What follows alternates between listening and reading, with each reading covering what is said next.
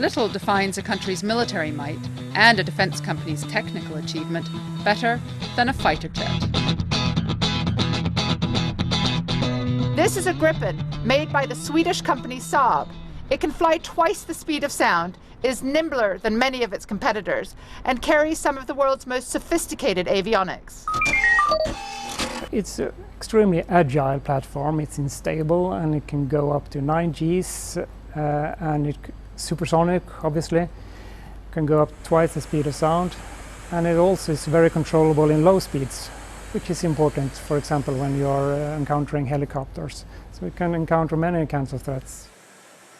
But even with these impressive stomach-churning abilities, Gripen has for years been seen as the little cousin to mightier fighters such as America's F-18 Super Hornet, France's Rafale, or Eurofighter's Typhoon.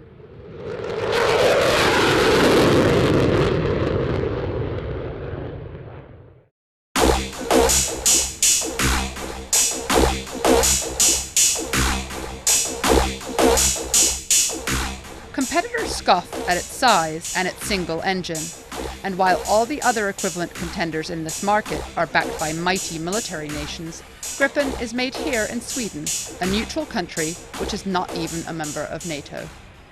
That's terribly important because when you procure a fighter jet, you also buy the military allegiance of the country that builds it. It's why the US dominates the market. But after years of playing on the sidelines, Gripen recently sent shockwaves through the industry and government corridors when it won 2 fiercely contested and very important tenders, first in Switzerland and then Brazil, together worth about $6 billion.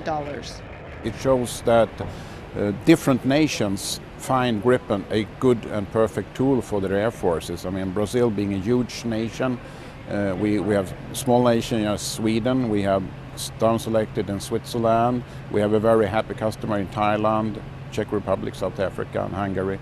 So we have a tool that fits many. The deals to build and sell potentially 58 more Gripens for foreign customers have vexed Saab's competitors, and with good reason. Saab's wins suggest the market for the bigger players could be much smaller than they first thought. Serious air forces are now opting for less expensive fighter jets, figuring that with the right missiles attached, these Gripens are all they need to defend their territory. I think people started to take Gripen very seriously. It's a very clearly differentiated product, and there are remarkably few of them around. It's smaller, it's lighter, it's cheaper, and it is designed to be relatively easy to operate. And the aircraft at the top end of the fighter market are becoming much more expensive and are not easy to operate. So having an alternative, a genuine alternative down at the bottom end, remember this is still a very sophisticated market, that makes it a disruptive force. Gripen's next big test comes in May. Defence Minister Maurer of Switzerland, along with the country's parliament and air force, may have picked the Gripen. But in this small Central European country, unlike almost anywhere else, ordinary citizens will have the final say in a referendum.